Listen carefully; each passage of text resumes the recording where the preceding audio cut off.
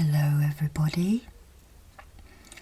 It is full moon in Virgo and in Pisces star sign, and Saturn also returns to Pisces today, and I think it is the first time that Saturn has been in Pisces for 23 years, something like that, and that stands for a lot of things. A lot of changes are going to happen, but it is the dream, the mutable sign of Pisces.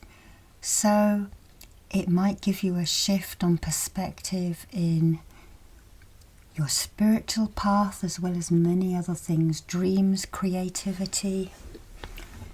So I thought we would do a tarot reading today to mark this event and also what is going to happen in the coming month. So before we start, just ground yourself. Take a breath in and breathe down to your feet. And we can also use this Vesica Pisces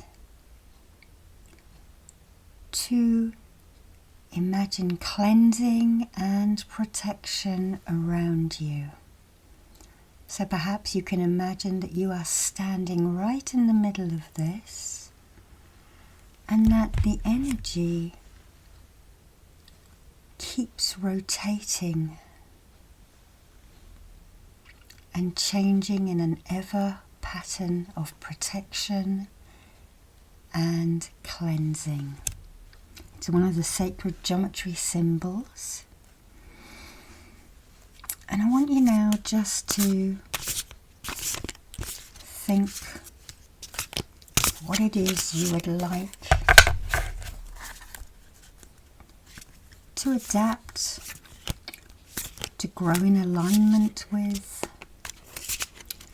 and to bring in your hopes and dreams. This is one of the peak times of the month for manifestation. And just have a little think on those things as we shuffle the cards. Now I'm using the Moonchild deck by Danielle Noel. You've seen me use this deck before. It is my favourite, and there is a shadow deck coming out of this sometime this spring, which I am really looking forward to purchasing. So just focus on what has been happening, what is going on. What would you like to bring in? I'll pull a few cards. So I want you all now just to blow on the cards.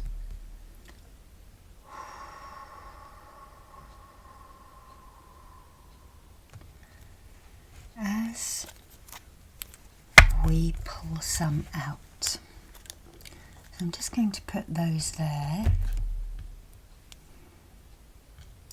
And what is the first thing that viewers need to be aware of? And we've pulled the Empress out. So the Empress surveys her estate. We have the three manifestations, the Maiden, Mother and the Crone. And look at all of those new things that are going to start growing. You've already established yourself, and now you have to set the intentions. She looks like she's holding a moon or some kind of energy within her hand. So let's bring that energy and imagine all of those things that you would like to grow. Perhaps your business, perhaps it is a sense of fun, perhaps it is calmness. But as she surveys her estate and holds all of the divine feminine aspects within her, just feel those moving into alignment And you are at the center. So you can imagine looking north at the ancestors, at the earth element which is held at the north, your family, your home.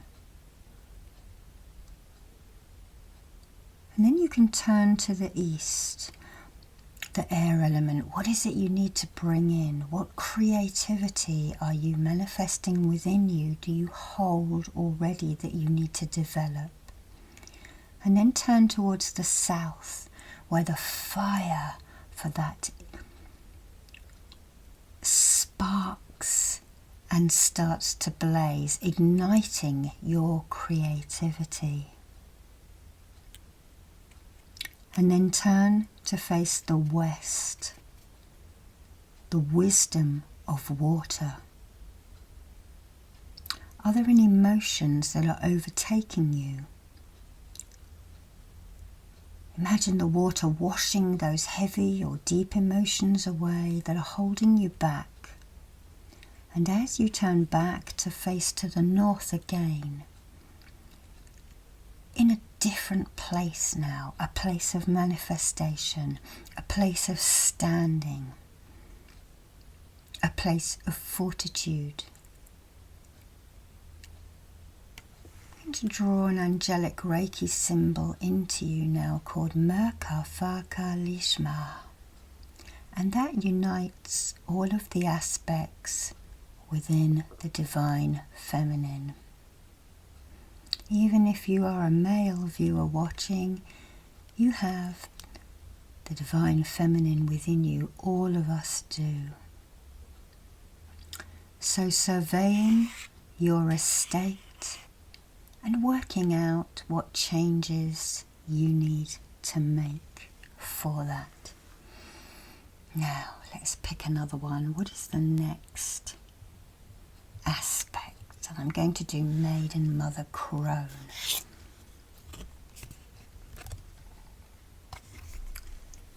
We have the Four of Cups. Cups stand for emotion, and this person looks pretty steady. The Maiden sits here, resting within the balance of these emotions. She aligns her chakras and she raises the energy up into a pyramid. Raising energy. Now, pyramids are known to do this. They have yin energy, and the cups are also yin. They are emotions. So the idea of the pyramid drawing the energy up, the young, fresh energy up into the chakras above your head, the stellar gateway, the soul star, the causal and the crown. But if we focus a little bit on the upper one, the stellar gateway, let's just imagine clearing that off now. Just imagine that we are dusting that layer of dust off that now, so that the light codes can come down and then draw it down into the soul star. It also feeds through the causal behind you and then into the crown, and then spreads out to the base of the pyramid, to your root, to the Muladhara. You may have been through a rocky time, but now you're quite stable, you're balanced, you're resting, you're nearly halfway through the numbers, through the cups. Imagine that energy now drawing down through your chakra system, down through the third eye, the throat, the heart, the solar, the sacral, the base, and down below you at the other energy centers. Are there any energies and emotions that we need to remove now? something you're overreacting to, or that you have overreacted in the past month. We draw those out now. We draw in that Seihei key symbol.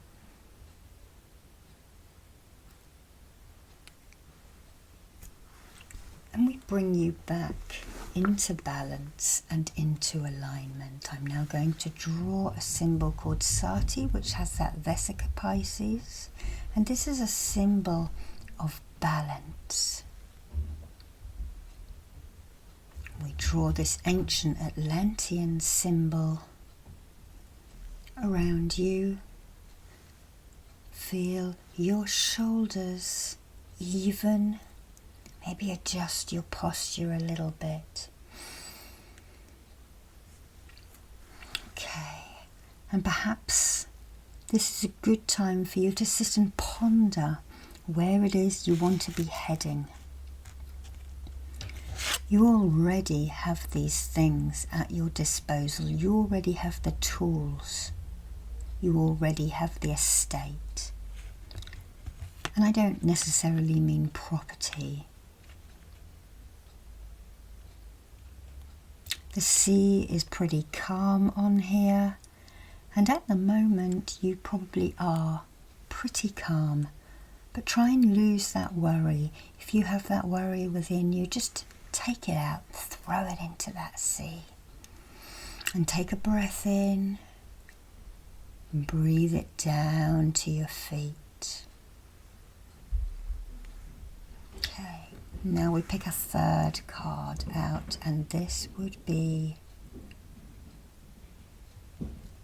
the crone. We have the Ace of Swords, so the ideas, the intelligence. Using that sword to slice away those things that trouble you. You have a couple of different directions that you can look through these windows and head. Which one is going to be best suited for you?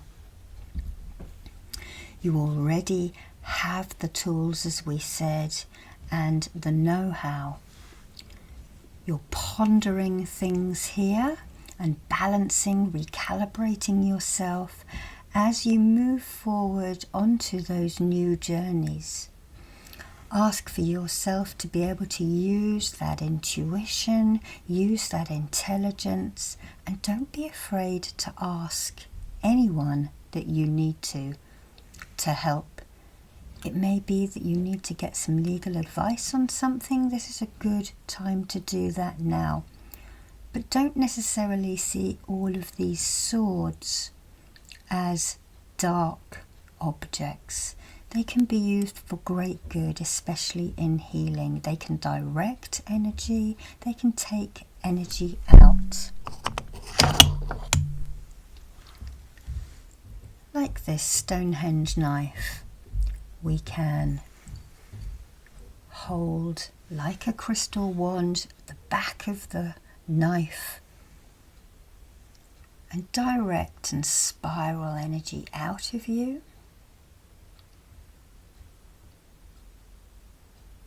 And then afterwards we can bring the energy back in.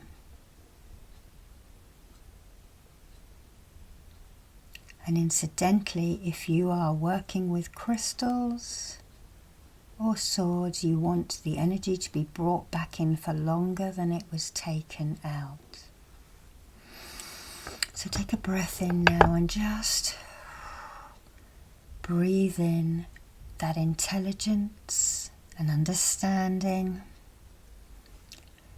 using the One of Swords to cut through anything that is holding you back, and making that pledge to think about things before you act, to be grateful for what it is you have already, trying to look at things through a different perspective, and for working through that and beginning on this new journey as the Saturn returns.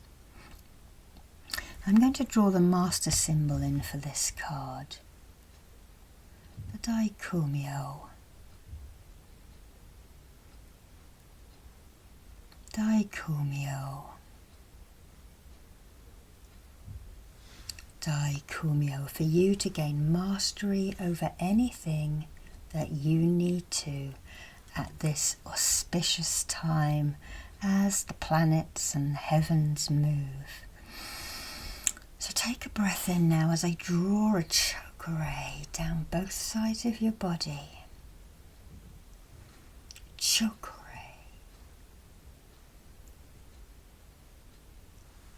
Chakra.